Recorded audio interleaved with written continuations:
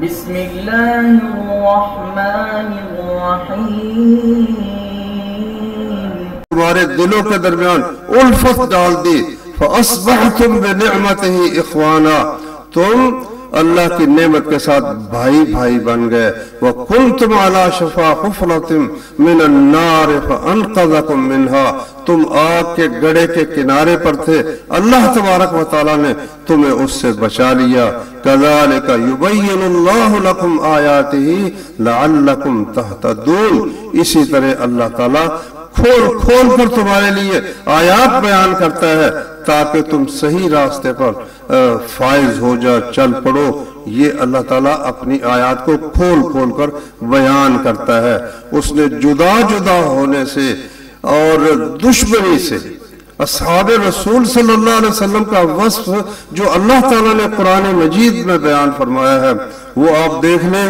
محمد الرسول اللہ صلی اللہ علیہ وسلم والذین معه اشداء علی الکفار رحماء بینہم محمد اللہ کے رسول ہیں صلی اللہ علیہ وسلم اور جو لوگ آپ کے ساتھ ہیں کافروں پر نہایت سخت ہیں اور رحماء بینہم آپس میں بہت رحم دل ہیں آپس میں ان کی بڑی محبت ہے اختلاف تو ہو ہی جاتا ہے نا طبیعتیں مختلف ہوتی ہیں اس کے باوجود وہ آپس میں بہت رحم دل بہت زیادہ محبت کرنے والے تھے تو پھر کس چیز کی وجہ سے وہ آپس میں متحد تھے بات کیا تھی وہ اللہ نے فرمایا کہ وَاعْتَصِمُوا بِحَبْلِ اللَّهِ جَمِيعًا یہاں ایک استعارہ ہے استعارہ یہ ہے کہ اللہ نے جو فرمایا نا اللہ کی رسی کو مضبوطی سے پکڑ لو رسی کو پکڑنے کا مقصد کیا ہے بات یہ ہے کہ یہ ایک مثال دی ہے اللہ تبارک و تعالیٰ نے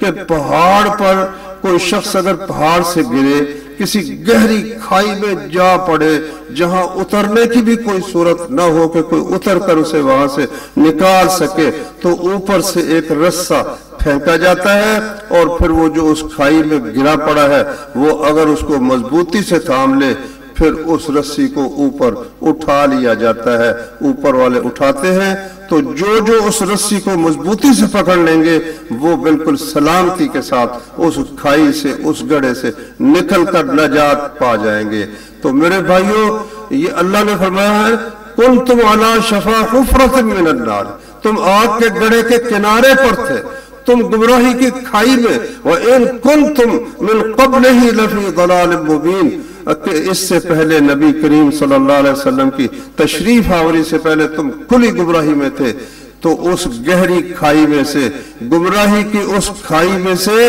اللہ تبارک و تعالیٰ نے نکالنے کے لیے آسمان سے ایک رسہ مضبوط رسہ پھینکا بھیجا محمد اللہ صلی اللہ علیہ وسلم پر اور وہ کیا تھا وہ ہے اللہ کی کتاب اور محمد الرسول اللہ صلی اللہ علیہ وسلم کی سنت وحی الہی یہ آسمان سے آنے والا رسہ ہے جو اس کو مضبوطی سے پکڑ لے گا نا وہ کبھی گمراہ نہیں ہوگا اور وہ گمراہی کی اس کھائی سے سلامتی کے ساتھ حفاظت کے ساتھ صحیح سلامت اللہ کے فضل و کرم سے نکل جائے گا لیکن جو شخص اس آسمان سے آنے والے رسے کو مضبوطی سے نہیں پکڑے گا کسی اور چیز کو پکڑے گا کسی اور راستے کی طرف چلا جائے گا وہ کبھی بھی گمراہی کے گڑھے سے نکل سکتا نہیں ہے موٹی بات بھائیو یہ یاد رکھو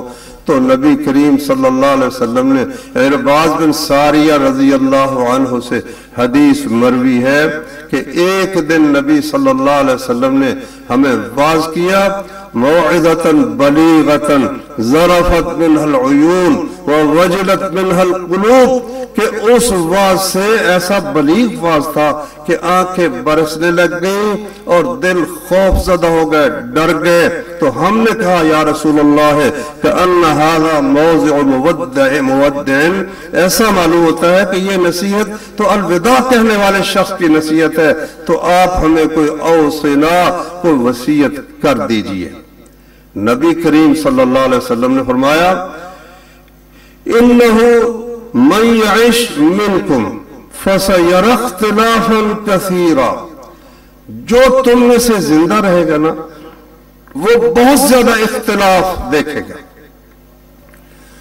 فَعَلَيْكُمْ بِالسُّنَّةِ وَسُنَّةِ الْخُلَفَاءِ الرَّاشِدِينَ، تو تم نے میرے طریقے کو اور خلفاء راشدین کے طریقے کو مضبوطی سے پکڑ لینا ہے.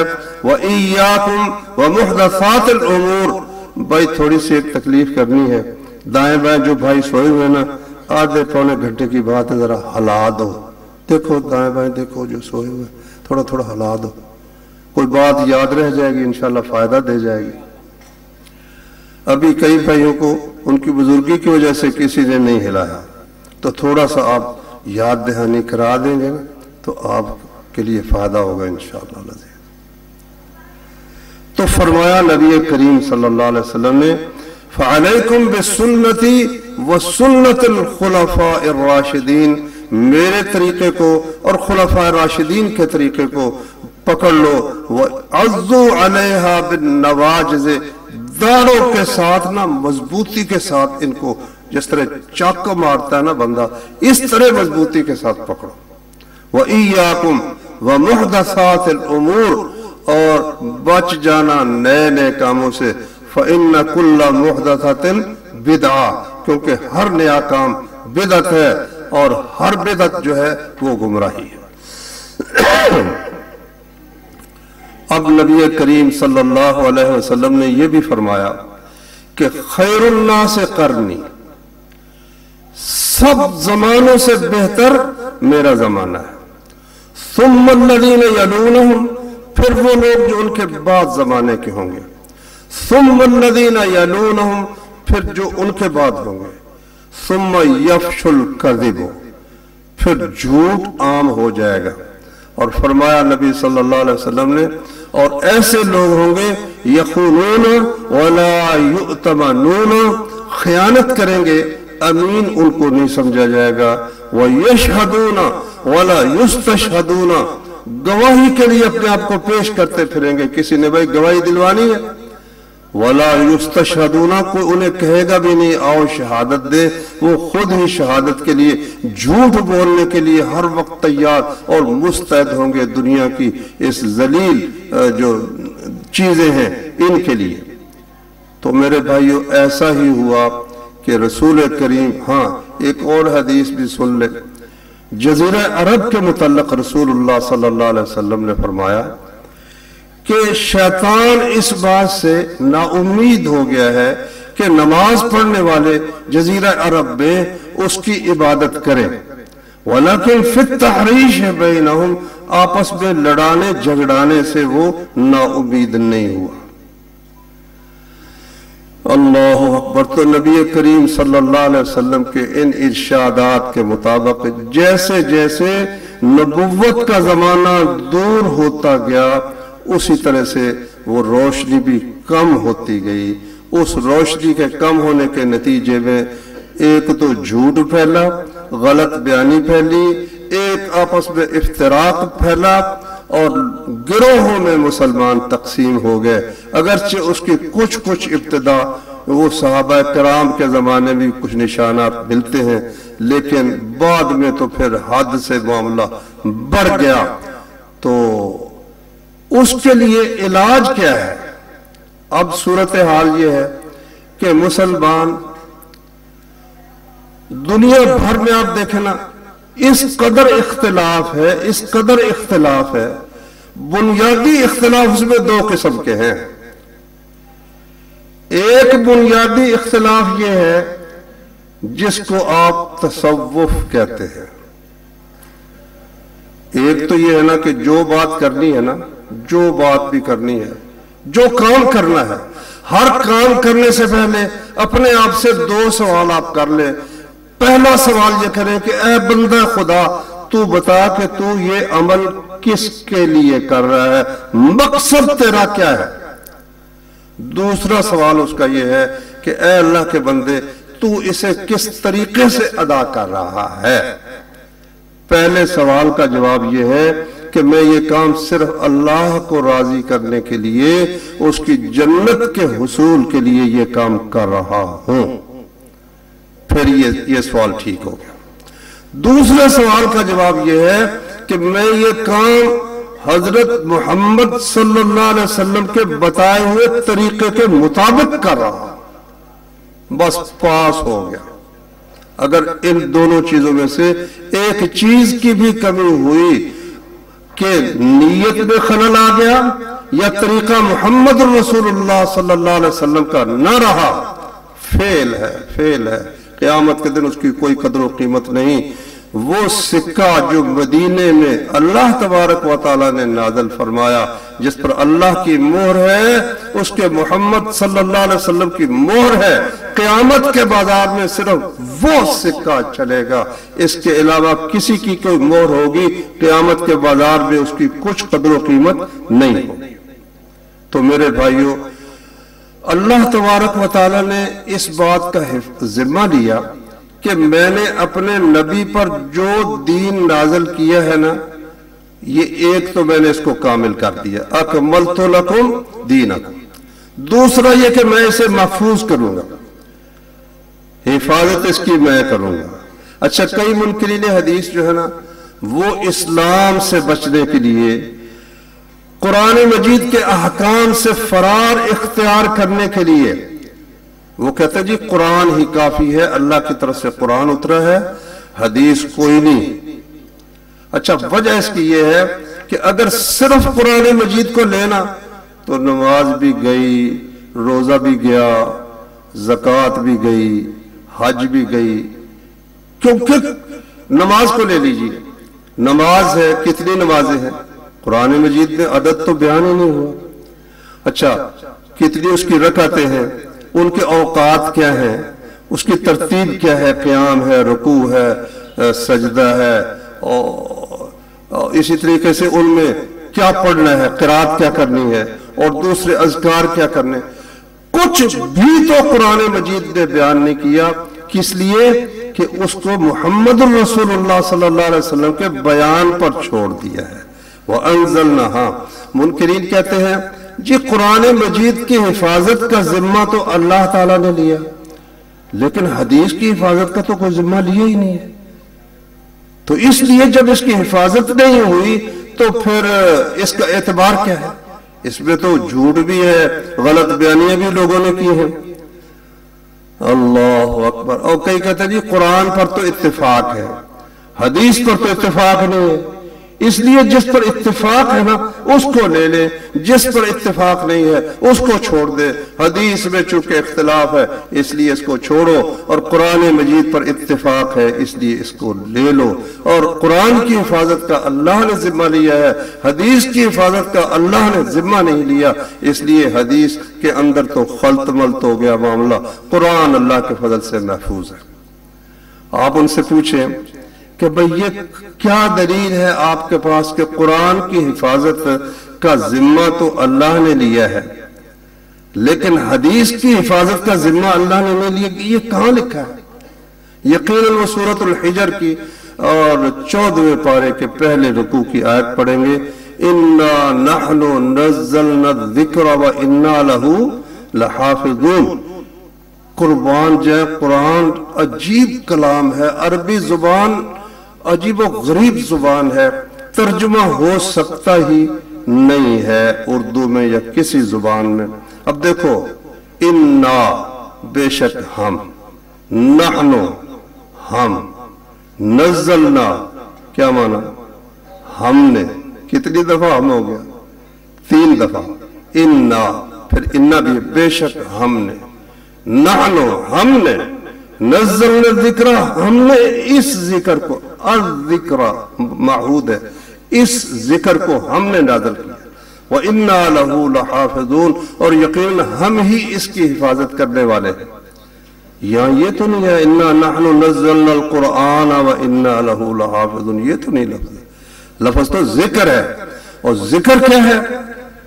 اللہ نے سورۃ الطلاق میں فرمایا قَدْ أَنزَلْنَا إِلَيْكُمْ ذِكْرًا رَسُولًا، ہم نے تمہاری طرف نصیحت نازل کی ہے، جو کون ہے؟ یہ محمد الرسول اللہ، سراسر سراپا نصیحت ہے۔ ان کا ہر لفظ، ان کا ہر فعل، ان کا ہر عمل، ان کی ہر حالت وہ تمہارے لیے نصیحت ہے۔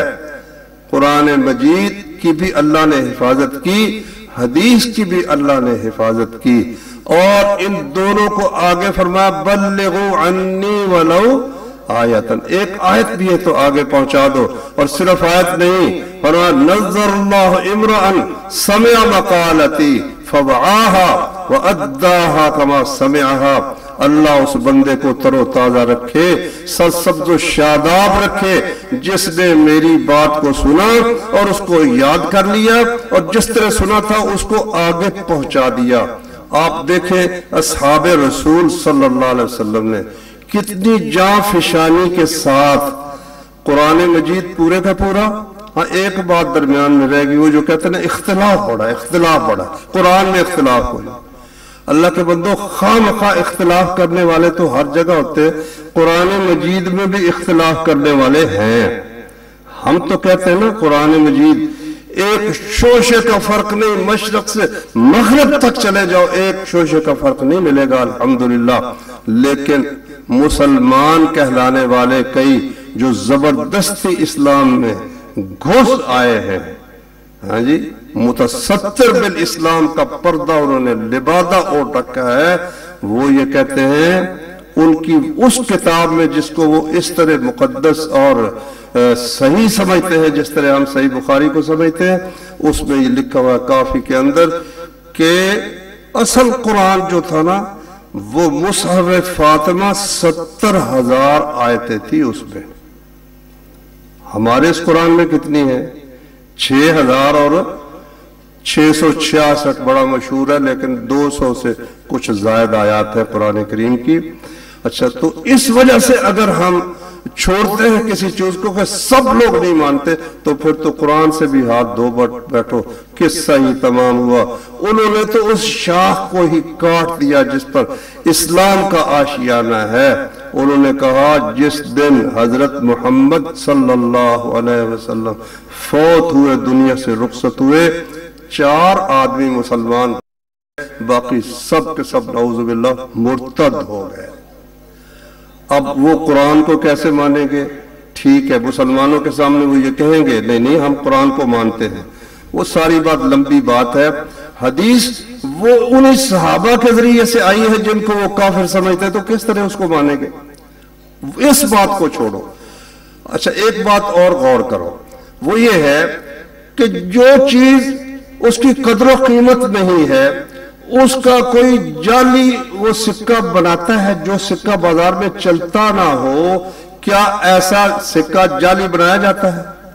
جعلی سکہ کون سا بنایا جاتا ہے؟ جو بازار میں چلتا ہے۔ آپ کا پاکستان کا نوٹ ہے 5,000 کا ہے، 1,000 کا ہے، 500 کا ہے، 50 کا نوٹ ہے، 100 کا ہے، اسی کو بنائیں گے نا۔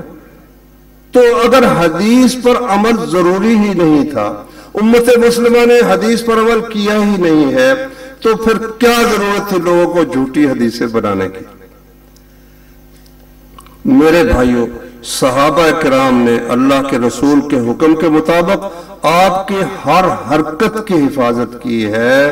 ہماری ماؤں نے، ہماری صحابیات رضی اللہ عنہن نے دین کی ہر بات جو ہے نا، جو عورتوں سے تعلق رکھتی تھی، وہ بھی امت تک پہنچا دی ہے۔ خصوصاً امہات المؤمنین نے دین ہمارا پورے کا پورا الحمدللہ رسول اللہ صلی اللہ علیہ وسلم کے ذریعے صحابہ تک پہنچا، صحابہ سے تابعین تک۔ صحابہ بھی کچھ لکھتے تھے، تابعین نے بھی کچھ لکھا، صحابہ نے کچھ کتابیں بھی لکھی، تابعین نے اس سے بڑھ کر پھر کئی صحابہ کا علم ایک تابعی کے پاس آ گیا، پھر تابعین میں اور تبع تابعین میں تو پھر ماشاءاللہ ہر محدث نے تقریباً ایک کتاب تحریر کی اپنی حدیثوں کی۔ لیکن اس وقت تک یہ سلسلہ غلط بیانی کا بھی شروع ہو چکا تھا۔ اب ضرورت اس بات کی تھی کہ جو حدیث بیان کرے نا، وہ ساتھ یہ بھی بتایا بھی تمہیں کس سے تم نے سنا، کس سے سنا۔ ایک دفعہ نا ہمارے محلے میں ایک جماعت آئی، وہ مولوی صاحب نے بیان کیا کہ ایک دفعہ فتح نہیں ہو رہی تھی، تو امیر لشکر نے امیر المومنین عمر فاروق رضی اللہ عنہ کو خط لکھا کہ جی فتح نہیں ہو رہی. انہوں نے کہا کوئی سنت تم ترک کر بیٹھے ہو. انہوں نے غور و فکر کیا تو مسواک میں کچھ کمی تھی. تو وہ انہوں نے امیر صاحب نے حکم دیا سب مسواک کرو. تو سب نے مسواکیں وہ توڑ کر درختوں سے شروع جو کی نا، تو دشمن کا جاسوس بھی آیا ہوا تھا. اس نے جا کر رپورٹ دی کہ آج بہت خطرہ ہے، مسلمان سب کے سب دانت تیز کر رہے ہیں، وہ تمہیں کھا جائیں گے. دشمن جنگ کے بغیر ہی بھاگ گئے. اچھا، میں نے اس سے پوچھا جو ہمارے محلے کے صاحب لے کر آئے تھے جماعت کو، میں نے کہا بھائی جان یہ کہاں ہے یہ حدیث، یہ بات کہاں ہے؟ کہتے جی بتائیں گے. اچھا جی اب بتانا. اس نے کیا تھا، نماز ہم ایک جگہ ہی پڑھتے تھے تو میں روز ہی اس سے پوچھتا رہا. 6 مہینے کے بعد اس نے نا اپنے مرکز سے جا کر مجھے آ کر بتایا جی انہوں نے کہا بھئی کوئی نہیں، ملتی نہیں کہیں سے. اس لیے آپ جب بھی کسی سے کوئی حدیث سنیں نا، کئی آدمی مجھے ٹیلی فون پر پوچھتے ہیں جی یہ حدیث ہے. میں نے کہا بھئی بات یہ ہے کہ جس نے بیان کیا اب اس سے پوچھیں نا. ہاں جی، نہ گفتہ نہ دارت کسے باتوں کا وہ، لیکن چو گفتی دلیلش میں آپ. جب تک تم کوئی بات نہیں کہتے کوئی تم سے پوچھتا نہیں ہے بھی یہ کہاں ہے. جب تم بات کرتے ہو تو دلیل تم پیش کرو نا. مجھے کیا مصیبت ہے کہ میں اس کی دلیل پیش کرتا ہوں. تو محدثین نے ماشاءاللہ حدیثیں جمع کی، اور انہوں نے پہلے لوگوں نے یہ کام کیا کہ اس میں اپنی سند بیان کر دی کہ میں نے یہ فلاں سے سنا، اس نے فلاں سے سنا، اس نے فلاں سے. اور قریب کا زمانہ تھا نا تو 3 یا 4 اتنے درمیان میں واسطے ہوتے تھے. لیکن اس میں کچھ کمزور حافظے والے بھی، کچھ جو عدالت کے لحاظ سے جو صالحیت ہونی چاہیے وہ نہیں تھی. اور حدیث کے لیے تو شرطیں ہیں بھی سچا ہو. ان جاکم فاسقون بنبأ فتبینوا، اگر فاسق ہے تو بغیر تحقیق کے اس کی بات قبول مت کرو. ایک علم وجود میں آیا اللہ کی توفیق سے حدیث کی حفاظت کے لیے، جسے علم اصول حدیث کہتے ہیں. دنیا کے کسی دین کو اللہ نے یہ نعمت نہیں عطا فرمائی. ان کی کوئی کتاب محفوظ ہی نہیں ہے. مامون الرشید کے زمانے کی بات ہے کہ ایک بڑا لائق نصرانی ان کے دربار میں آیا. مسلمانوں کا جو ایک علاقے کا سپہ سالار تھا، اس نے بتایا یہ بہت بڑا قابل آدمی ہے. تو انہوں نے امیر المومنین نے اس کی بڑی عزت افزائی کی، اسلام کی دعوت دی. اگر تم مسلمان ہو جاؤ نا تو ہم تمہیں کوئی نہ کوئی عہدہ بھی دیں گے، خدمت بھی کریں گے. اس نے کہا جی جب دل ہی نہ مانے تو پھر ہم کیسے مسلمان ہو سکتے ہیں. انہوں نے کہا ٹھیک ہے، لا اکراہ فی الدین، زبردستی نہیں، دل میں اگر ہے انابت ہے قبول کی تو کر لو. نہیں مانا. کچھ چند سال گزرے تو امیر المومنین کو اطلاع ملی کہ وہ بندہ تو مسلمان ہو گیا. انہوں نے اسے بلایا، پوچھا ہاں بھائی تم کیسے مسلمان ہو گیا، میں نے تمہیں اتنی ترغیب دی لیکن تم مسلمان نہیں ہوئے. اس نے کہا بات یہ ہے میرا کام ہے نسخہ نویسی، مطلب کتابیں نقل، پریس تو تھا نہیں نا، تو کتابیں نقل کرتے تھے اور پھر وہ فروخت کرتے تھے. یہ اس وقت سلسلہ پریس کی ایجاد سے پہلے ایسے ہی کتابیں بڑی محنت کی ان لوگوں نے. ہر بندہ کتاب خود لکھتا تھا یا خریدتا تھا. تو میں نے تورات کا ایک نسخہ لکھا. یہودی تھا، نصرانی نہیں، میں یہودی تھا، مجھے غلطی لگی، یہودی تھا. تو میں نے تورات کا ایک نسخہ لکھا، کئی نسخے لکھے. ان نسخوں میں میں نے کچھ تبدیلی کر دی، کہیں کوئی آیت کسی طرح کر دی، کوئی کسی طرح کر دی. تو میں نے وہ نسخے فروخت کر دیے. ایک نسخہ بھی واپس نہیں آیا. سب لوگ جس طرح ان کے پاس تورات کہی تھی نا اسی طرح پڑھتے رہے. پھر میں نے قرآن مجید کی کتابت کی، اس میں بعض جگہ پر تبدیلی کر دی، کچھ آگے کر دیا، کچھ پیچھے کر دیا. دوسرے دن سب کے سب نسخے واپس آ گئے کہ بھائی یہ غلط ہے، ہمیں اس کی ضرورت نہیں. پھر مجھے معلوم ہوا کہ اس کے پیچھے اللہ تبارک و تعالیٰ کی خاص مدد ہے اور اس کی حمایت ہے. تو مجھے اسلام کے صدق کا یقین ہو گیا. تو اللہ تعالیٰ نے پھر تابعین اور تبع تابعین کو یہ توفیق بخشی. سب سے پہلے امام مالک رحمۃ اللہ علیہ نے اس شرط کے ساتھ کہ میں صحیح حدیثیں لکھوں گا، انہوں نے وہ حدیثیں موطا لکھی، لیکن اس میں تھوڑی چند کچھ ہیں جس پر کلام ہے، باقی وہ حدیث کی بہترین کتاب ہے، مگر اس میں ان کے کچھ اقوال بھی ان کی فقہ کے بھی موجود ہیں. تو علماء تو وہ جب سند پڑھتے تھے تو وہ پڑھ کر پتہ چل جاتا تھا اس میں فلاں راوی ہے، اس میں حارث آور ہے، علی کا شاگرد جھوٹا کذاب ہے. عالم تو پڑھ کر فیصلہ کر لیتا تھا، مگر جاہل کو کیا پتا کہ حارث آور کون ہے اور اس کی کیا قدر و قیمت ہے، اور فلاں راوی کی کیا قدر و قیمت ہے، فلاں راوی کی کیا قدر و قیمت ہے.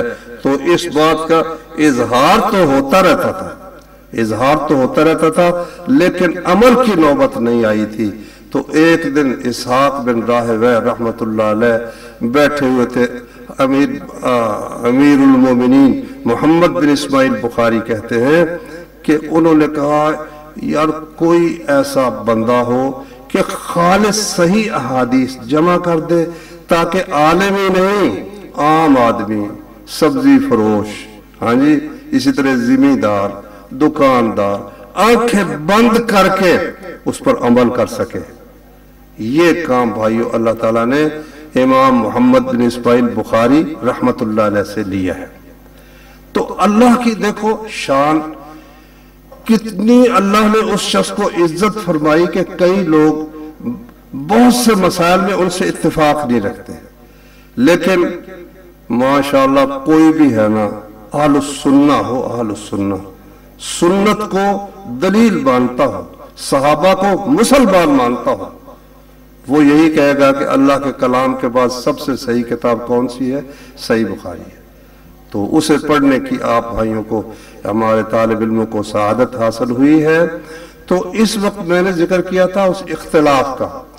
آج بھی اگر کوئی شخص چاہے کہ امت مسلمہ متفق ہو جائے، ایک نسخے کے علاوہ کوئی نسخہ نہیں ہے، وہ نسخہ یہ ہے کہ سب کی بات چھوڑ کر قرآن اور سنت پر اکٹھے ہو جاؤ.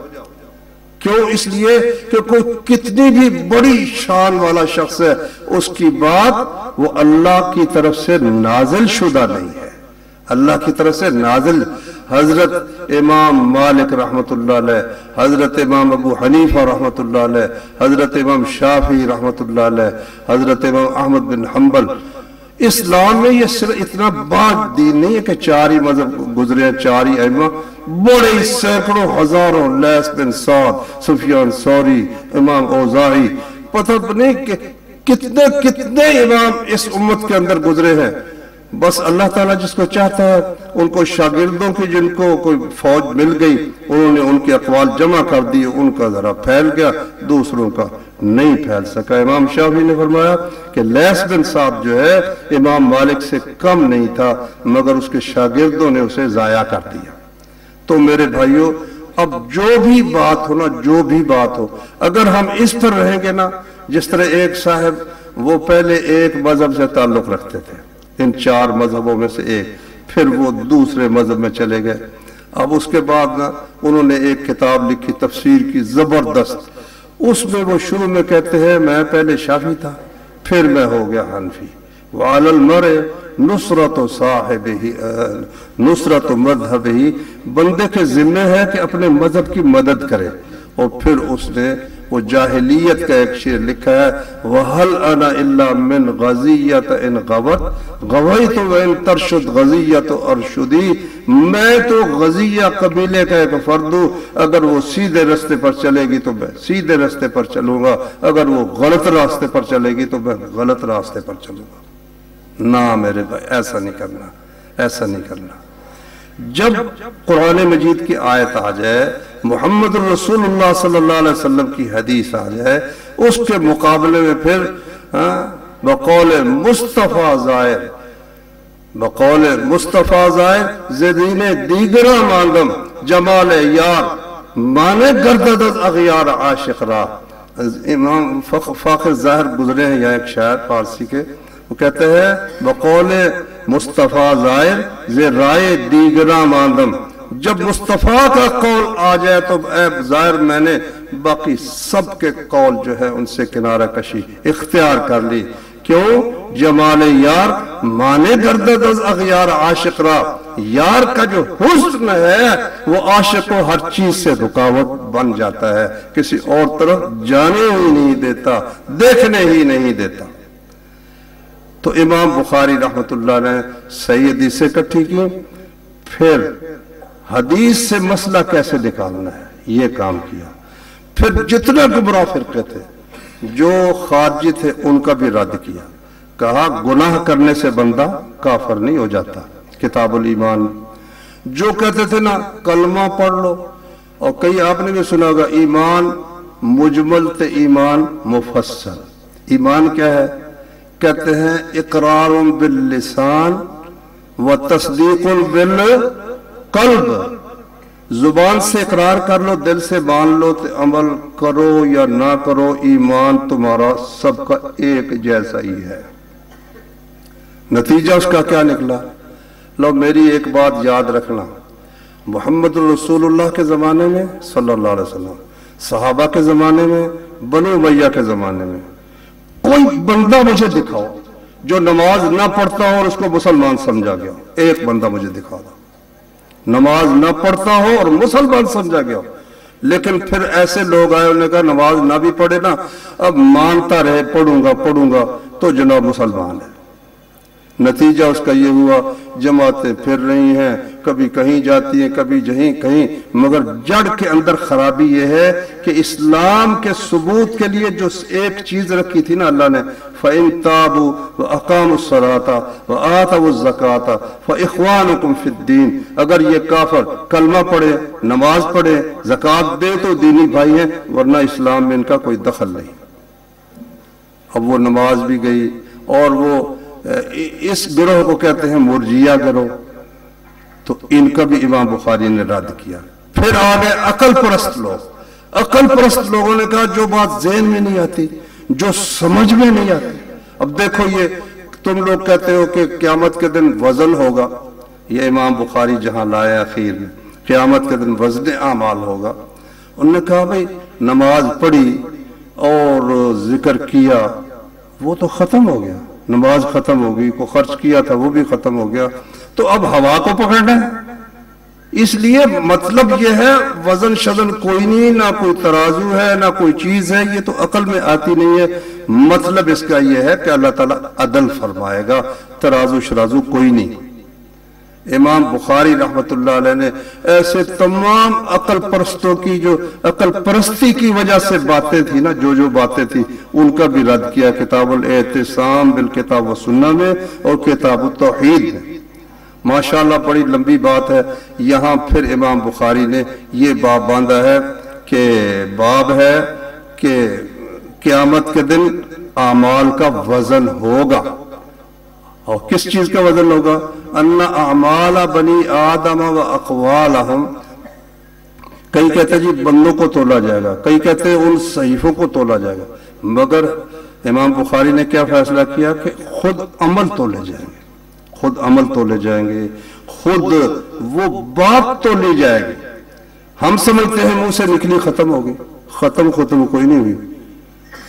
وَيَوْمَ الْقِيَامَةِ وَنُخْرِجُ لَهُ يَوْمَ الْقِيَامَةِ كِتَابًا يَلْقَاهُ مَنْشُورًا، اقرأ کتاب، سب کچھ سامنے آ جائے گا. تو جو تھے نا ایمان والے، انہوں نے کہا ہمیں بات سمجھ آئے یا نہ آئے، جو رسول نے کہہ دیا وہ اسی طرح حق ہے، ضروری نہیں کہ ہمیں سمجھ ہی آئے. دوسرے نے کہا جو سمجھ آئے گی مانیں گے، جو نہیں سمجھ آئے گی نہیں مانیں گے. یہ بات بھائی غلط ہے. امام بخاری نے اس کا رد کیا. قرآن مجید میں سے آیت پہلے نقل کی وَنَزَعُ الْمَوَازِينَ الْقِسْطَ لِيَوْمِ الْقِيَامَةِ فَلَا تُظْلَمُ نَفْسٌ شَيْئًا. تو قرآن مجید میں معلوم ہوا کہ انصاف کے ترازو رکھے جائیں گے. پھر حدیث بیان کی سید المحدثین من الصحابہ ابو ہریرہ رضی اللہ عنہ کی کہ رسول اللہ صلی اللہ علیہ وسلم نے فرمایا کلمتان. دیکھو اللہ کے نبی کا سمجھانے کے طریقے تعلیم کے عجیب و غریب ہے. پہلے نہیں کہا سبحان اللہ والحمد، پہلے شوق دلایا. دو کلمے ہیں، دو کلمے ہیں، زبان پر بہت ہلکے ہیں. ہاں اللہ کو رحمان کو بڑے پیارے ہیں، زبان پر بہت ہلکے ہیں، ترازو میں بہت بھارے. سننے والا آپ منتظر ہے کہ وہ کیا ہے. فرمایا نبی کریم صلی اللہ علیہ وسلم نے 3 آدمی ہیں قیامت کے دن اللہ تبارک و تعالی انہیں دیکھے گا بھی نہیں، ان سے کلام بھی نہیں کرے گا، ان کو پاک بھی نہیں کرے گا، ان کے لیے عذاب علیم ہے. 4 باتیں کہیں. 3 آدمی ہیں، اللہ تعالیٰ نہ ان کو دیکھے گا، نہ ان سے کلام کرے گا، نہ ان کو پاک کرے گا، ان کے لیے عذاب علیم ہے. المسبل والمنان والمنفق صلاته بالحلف الكاذب. ایک تو جو اپنی چادر یا شلوار ٹخنوں سے نیچے لٹکاتا ہے، قیامت کے دن اللہ نہ اسے بات کرے گا، نہ اس کو دیکھے گا نظر رحمت سے، نہ اس سے کلام کرے گا اور نہ اس کو پاک کرے گا، اس کے لیے عذاب علیم ہے. اور منان، کسی پہ احسان کیا تو جتلا رہا ہے میں نے تمہارا یہ کام کیا. اور تیسرا جو جھوٹی قسم کھا کر سودا فروخت کرتا ہے. اب اگر پہلے نام لیتے نا تو وہ شوق، وہ حفظ کی بات نہیں آنی تھی. پہلے آپ نے لوگوں کے اندر تجسس بیدار کیا کہ وہ 3 بندے کون ہیں اتنے منحوس. واللہ لوگوں نے تو دین کو ایسے پسے پشت پھینک دیا. جاؤ سڑک پر کھڑے ہو جاؤ، کوئی داڑھی والا ہے، نمازی ہے یا بے نماز ہے، مسلمان ہے، دیکھو اس کی شلوار ٹخنوں سے نیچی ہے یا اوپر ہے. عورتوں کی اوپر ہوگی، مردوں کی نیچے ہوگی. ان کو کچھ اس سے پرواہ نہیں ہے کہ اس کا نتیجہ کیا ملے گا. اللہ کے رسول صلی اللہ علیہ وسلم نے پہلے شوق کو ابھارا اور میں 2 کلمے، لمبی چوڑی نہیں، پورا سپارہ نہیں پڑھنا پڑے گا، صرف 2 کلمے. تے رحمان کو بے حد پیارے، زبان پر ہلکے، سارا دن پڑھتے رہو تھکتا ہی نہیں بندہ، لیکن ترازو میں بھارے. ثابت کیا ہوا کہ ترازو ہے قیامت کے دن. اور بھائیو اب تو جو کہتے تھے نا کہ یہ کیسے تولے جائیں گے، اب تو ہر چیز تول رہی ہے. دیکھو تھرمامیٹر سے حرارت کا پتہ چل رہا ہے. بجلی کو تول لیا لوگوں نے کہ وہ اتنے اونس ہے کل بجلی جو دنیا کے اندر استعمال ہوئی، اتنے اونس اس کا وزن ہے. گیس کا میٹر بنا ہوا ہے، ہر چیز کا میٹر، رفتار کا میٹر بنا ہوا ہے. تو عقل پرست کی مصیبت یہ ہوتی ہے کہ وہ کسی پر اعتبار یقین نہیں کرتا. تو رسول کریم صلی اللہ علیہ وسلم نے یہ جو ذکر بتایا نا بہت ہی اعلیٰ ذکر ہے. فرمایا اللہ کی تسبیح اور اس کی حمد. اللہ کی تعریفیں 2 قسم کی ہیں. ایک تو یہ کہ اللہ کو عیب سے پاک قرار دینا. اللہ نہ بخیل ہے، اللہ تعالیٰ نہ ظالم ہے، اللہ تعالیٰ مطلب ہر عیب کی نفی. اور ایک ہر خوبی کا مالک ہے، وہ رحیم بھی ہے، وہ زبردست بھی ہے، جتنی ختم ہی نہیں ہو سکتی اللہ کی صفات. تمام صفات جو ہے نا سلبی، وہ سب سبحان اللہ میں آ گئیں کہ اللہ ہر عیب سے، ہر نقص سے، ہر خامی سے پاک ہے. اور الحمدللہ اور وبحمدہ میں ہر خوبی آ گئی کہ ہر خوبی اس کے اندر موجود ہے. اس لیے رسول اللہ صلی اللہ علیہ وسلم نے فرمایا کہ سبحان اللہ نصف المیزان ہے. اللہ کی تعریف کا ترازو آدھا جو ہے سبحان اللہ سے بھر جاتا ہے، الحمدللہ سے باقی بھی پورا بھر جاتا ہے. کوئی مجلس ہو اس کے آخر میں رسول اللہ صلی اللہ علیہ وسلم نے فرمایا اگر کوئی شخص یہ پڑھے سبحانک اللہم ربنا وبحمدک اشہد ان لا الہ الا انت استغفرک واتوب الیک، تو اگر نیک کام کیے ہیں تو اس پر ان کلمات کے ذریعے سے مہر لگے گی. اگر کوئی گناہ غلطی ہوئی ہے تو اس کے ذریعے سے معاف ہو جائے گا. اسے کفارہ مجلس کہتے ہیں. امام بخاری نے آخر میں اللہ کی تسبیح و تحمید کے ساتھ اپنی کتاب کو ختم کیا ہے. تو جو ہمارے عزیز اب پڑھ کر فارغ ہوئے ہیں الحمدللہ، تو یہ آپ کے اساتذہ نے آپ کو علم کے دروازے پر لا کر کھڑا کیا ہے. علم کا عالی شان شہر جو ہے وہ تو آگے ہے. اب آپ اگر پڑھیں گے، پڑھائیں گے، مطالعہ کریں گے، اللہ آپ کو دنیا کی بھی عزت دے گا، آخرت کی بھی عزت عطا فرمائے گا. अल्लाह ताला हम सबको इस्लाम पर कायम रखे। अल्लाह ताला जिस तरह हम यहाँ बैठे हैं हम सबको जन्नतुल फिरदौस में जमा फरमाए। व आखिरु दावाना अनिल हम्दुलिल्लाहि रब्बिल आलमीन। एक भाई ऐलान सुन लो, जिस तरह आप लोगों ने ये मजलिस सजाई है, 5 अप्रैल को मुरीद के मरकज़ तैयबा में हमारे अल्हम्दुलिल्लाह 53 लड़के बुखारी पढ़कर फारिग हुए हैं, तो वहाँ भी 5 अप्रैल को सुबह 9 बजे से शुरू होगी, असर तक मोहतरम हाफिज मोहम्मद सईद साहब और बहुत से उलमा तशरीफ लाएंगे। तो आप में से जो ये जहमत कर सके हम उनको खुश आमदीद कहेंगे, अहलन व सहलन व मरहबा कहेंगे। जज़ाकुमुल्लाह खैरा। ये जो है ना ख्वाब वगैरह का ताबीर, मुझे ताबीर आती नहीं है। हाँ, रात को ख्वाब आया कि मेरा घर मस्जिद बन गया। सुबह उठा तो सारे घर वालों से इजाज़त लेकर घर वक्फ कर दिया, मगर शर्त ये लगाई कि ऊपर मेरा घर बना दिया जाए। मगर ये बात ना मानी गई कि ऊपर घरेलू बन सकता है, घर बन सकता है, रहने की कोई जगह भी नहीं। अब क्या शरीयत कहती है? कोई अर्ज नहीं भाई, मकान आप मस्जिद के ऊपर भी बना सकते हैं, नीचे भी बना सकते हैं, तहखाने की सूरत में भी बना सकते हैं। नीचे बना लें, मस्जिद ऊपर बना लें, या नीचे मस्जिद बना लें और ऊपर घर बना लें, इसमें कोई हर्ज नहीं। मस्जिद के ज़ेरे साया एक घर बना लिया है, ये बंदा कमीना हमसाया खुदा है। सुब्हानक अल्लाहुम्मा व बिहम्दिका अशहदु अन ला इलाहा इल्ला अंता अस्तगफिरुका व अतूबु इलैक।